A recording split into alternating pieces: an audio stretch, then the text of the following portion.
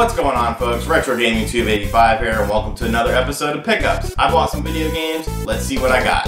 Alright, so first up we got Space Invaders on the Game Boy.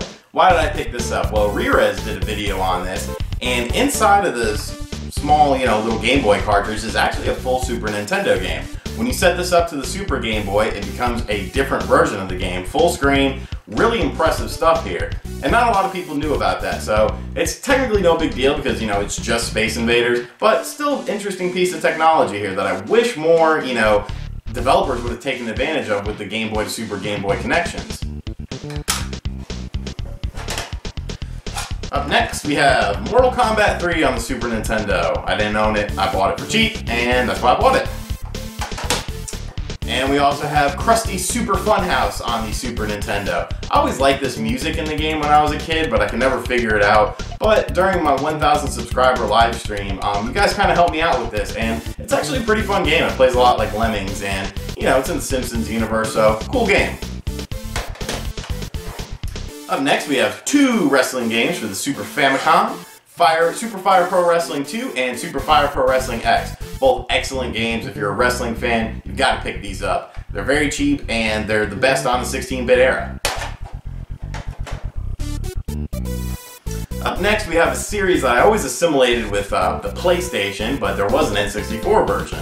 Wipeout 64. And honestly, I like this version of Wipeout the best out of, the PlayStation versions or the N64 versions. This game is very fun, it's still very cheap, and if you're a racing fan and you own an N64, you should definitely pick this game up. We got two PlayStation 2 titles, a system I don't really collect for. The first title is Resident Evil Dead Aim. This game was a very different sort of Resident Evil game. There was lots of first-person stuff, it was more slow-paced, but I always thought it was pretty fun. I haven't played much of it since I bought it, but I'm definitely interested in it. I also picked up Gauntlet 7 Sorrows just to save on shipping on this. I don't know anything about this game, but looks cool. And then we have two GameCube games. Star Wars Rogue Leader Rogue Squadron 2. I know this is a very technically impressive game on the GameCube.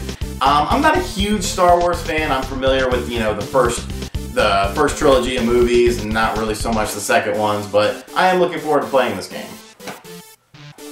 And then we also have SpiderMan 2 on the GameCube, which I think is a very underrated game. I had a lot of fun with this game when it first came out. I still think it's a really well done game. Very fun, big open city, what's not to love about it?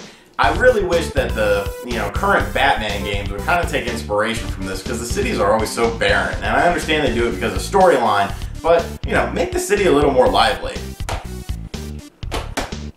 And finally, I like to end on my bigger pickups. We have two Castlevania games. One I've owned before, one I haven't, and there's a good story behind the one I haven't. First up, Castlevania Dawn of Sorrow. The best DS Castlevania game in my opinion, and it rivals Symphony of the Night. It plays pretty similar to Symphony of the Night. There's a lot of soul collecting, a lot of hidden areas, a lot of stuff to do in this game. It can easily rack you up 30 plus hours if you want to 100% the game. The story's kind of meh, but the gameplay is just amazing, and all the ways that the souls, change the way you play the game. Super great game. I highly recommend you pick this up. I adore this game. Very well done game, and really a masterpiece on the DS.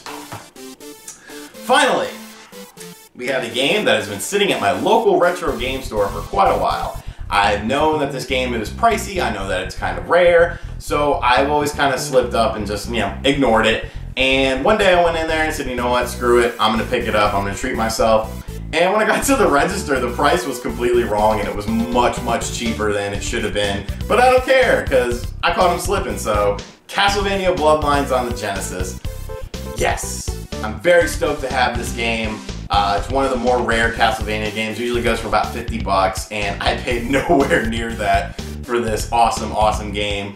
The only Castlevania game on the Genesis, and it was pretty good, I felt. It was, very bloody and very gory, which, the Genesis was known for. The music was great, and it's kind of a hidden gem of the Genesis library, I feel, because whenever people talk about 16-bit Castlevanias, they always talk about, the Super Nintendo ones, when this one is freaking awesome. Highly recommend you pick it up, especially if you can find a cheap copy like I did.